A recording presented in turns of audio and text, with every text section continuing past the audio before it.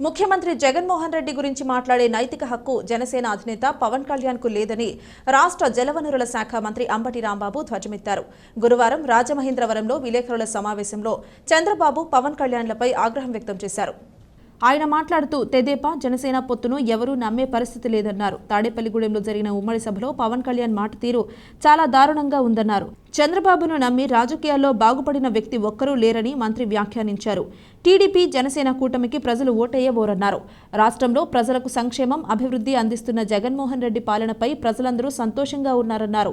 వారికి మేలు చేస్తున్న జగన్మోహన్ రెడ్డిని మరోసారి ముఖ్యమంత్రిగా చేయడానికి ప్రజలు సిద్ధంగా ఉన్నారని ధీమా వ్యక్తం చేశారు.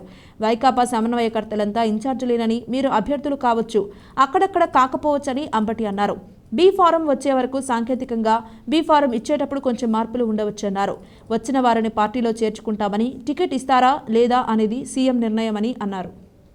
ఒకరి వెనకాల మేము ఒకరు నడవడం లేదు, ఇద్దరు కలిసికట్టుగా నడుస్తున్నాం, ఉమ్మడిగా నడుస్తున్నాం అన్నారు. బహుశా ఆ సమావేశానికి వచ్చిన జనం లేదా జన సైనికులు చెవుల్లో పూలు పెట్టుకొచ్చారనుకున్నారు ఏమో మరి చంద్రబాబు నాయుడు గారు. ఇద్దరు కలిసికట్టుగా నడుస్తున్నారంట. మొత్తం 175 సీట్ల నుండి 24 సీట్లు పవన్ కళ్యాణ్ గారు పార్టీ ఇచ్చారు. 25 పార్లమెంట్ సీట్లు ఉంటే 3 ఇచ్చారు. ఇద్దరు సమానమే, కలిసికట్టుగా నడుస్తున్నామని చెబుతుంటే నమ్మాలి జన సైనికులు అనేటువంటి పరిస్థితుల్లో చంద్రబాబు నాయుడు గారు తన చాకచక్యాన్ని, తన మ్యానిపులేషన్ని ఉపయోగించి చెప్పేటటువంటి ప్రయత్నం చేశారు.